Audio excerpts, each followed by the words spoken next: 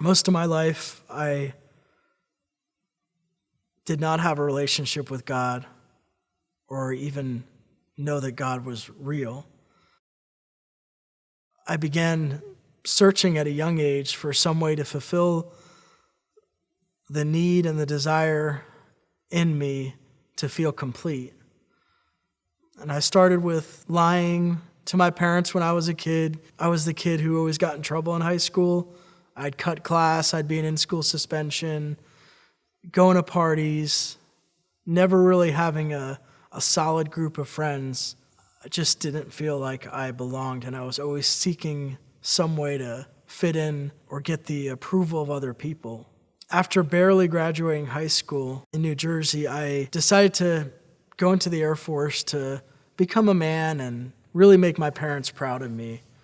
But while I was in there, I really began to question my existence, and I began to ask myself, well, what really happens after we die, and is God real? After a few bad experiences with some churches that I had been invited to, I decided to go in a different direction. Churches and Christians to me were just a bunch of hypocrites who really didn't practice what they preached, and I didn't want anything to do with that. Shortly after I got out of the Air Force, so I kind of turned my back on the idea of Christianity, and I decided to go into the world of drugs in order to try and expand my mind. Meth, ecstasy, going to raves, trying to find out who I was and experience some kind of spiritual enlightenment through the chemicals that I was putting into my body. I was always the person to do way too much, and somebody would find me comatose and have to call an ambulance. I decided to get away from the meth, and I was still questioning my purpose and my existence. So one night I decided to take a bottle of 50 Benadryl, and I don't remember much, but I wound up coming back to consciousness in the hospital, and they put me in a psych ward and diagnosed me with bipolar manic depressive disorder and started me on some psychiatric medication.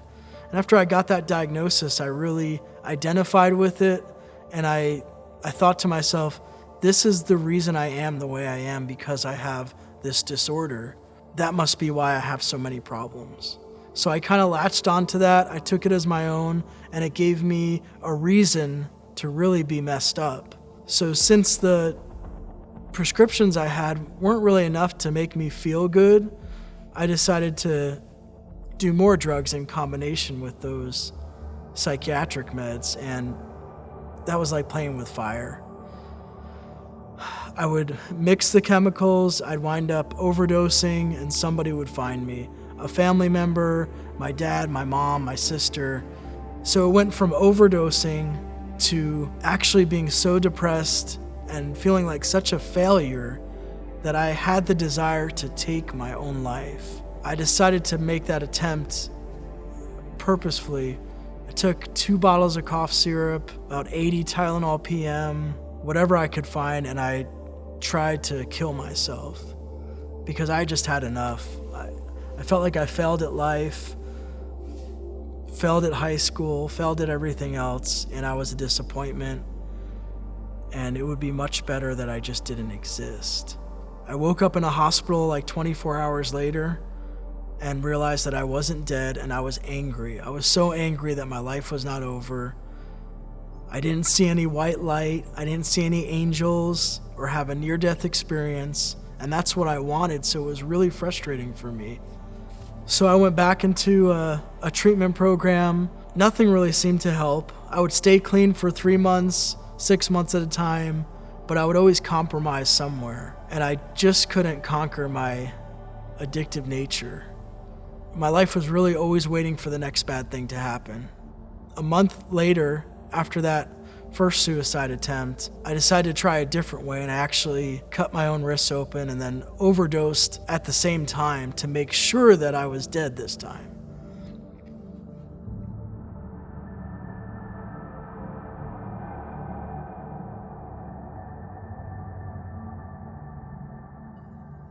I did it in my bedroom upstairs.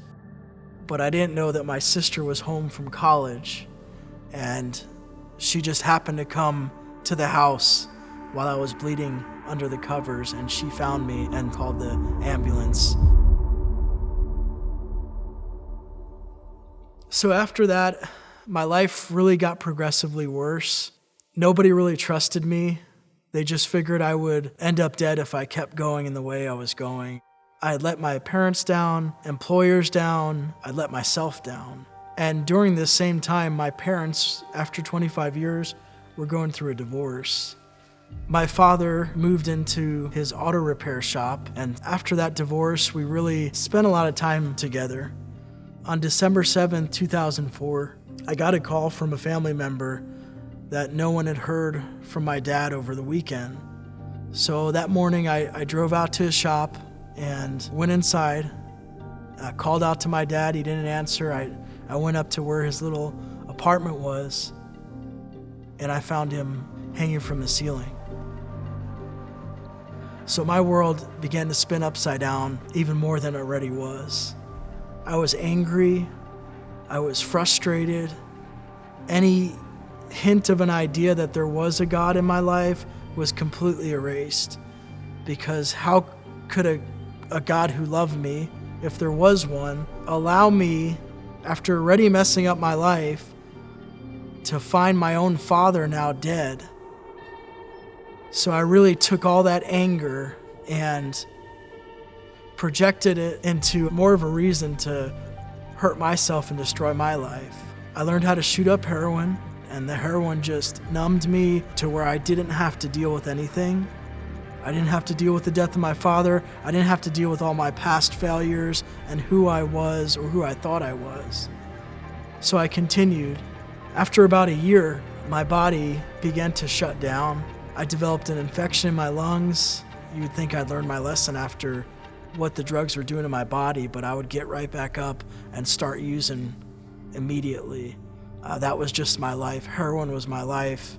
After a while, my mother called me from Florida, and she said, "Nicholas, why don't you go back to school?"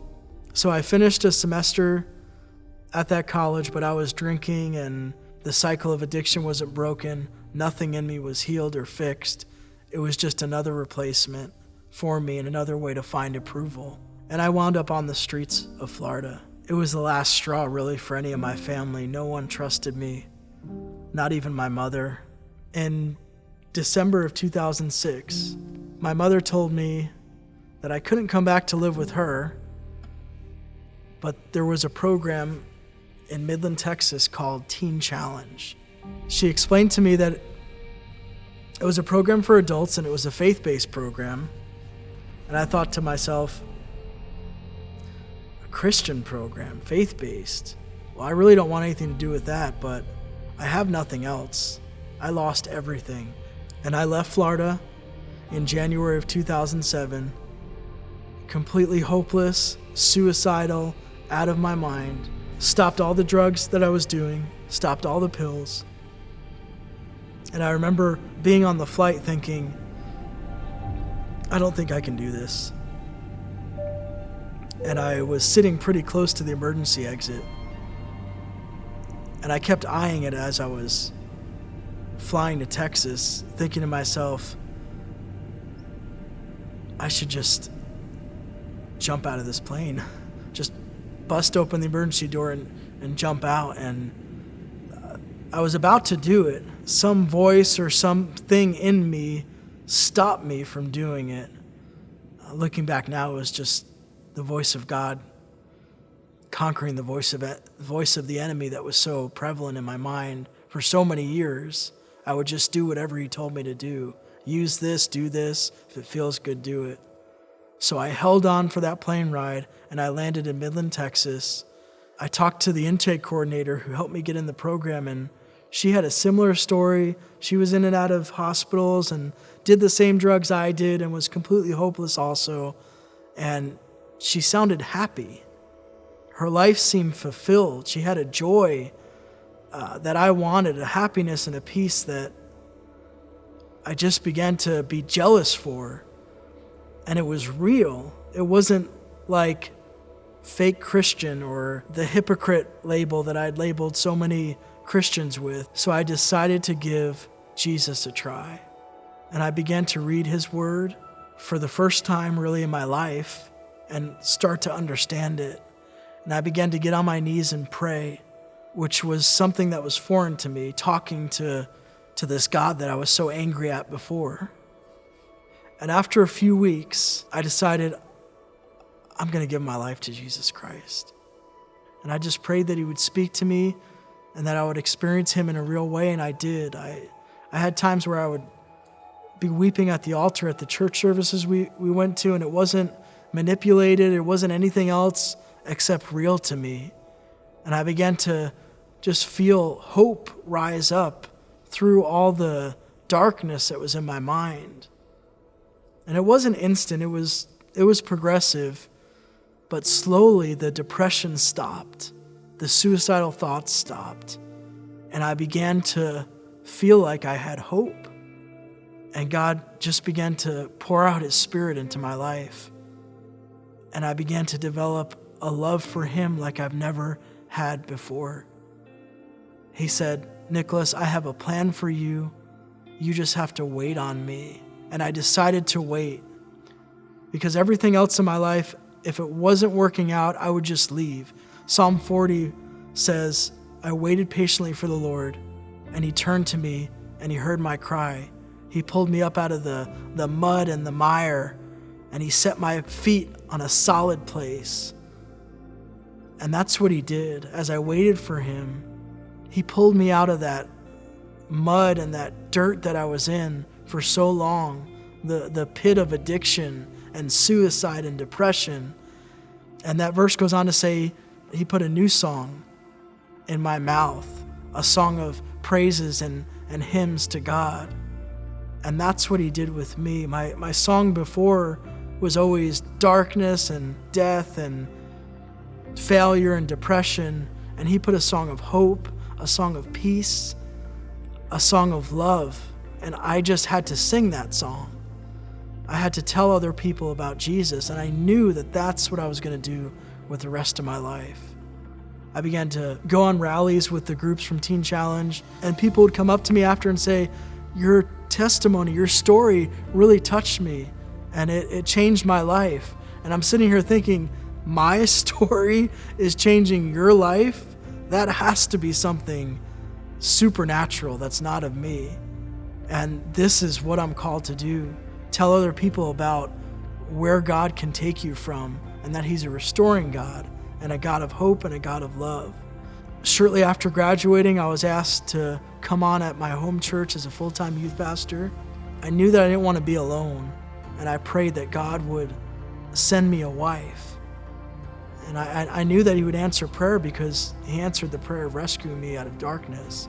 And he did the same thing by sending me my wife, who was also a Teen Challenge graduate from the same program that I was in. So we met and entered into full-time ministry together and haven't turned back ever since. I never went back to drugs, never went back to the darkness, and God's proven faithful in our lives. And now I have the honor and the privilege of pastoring a church and every week telling people about the truth of the Word and who Jesus is and how he can still change lives and still does change lives. And I'm walking proof of that, and my wife is walking proof of that.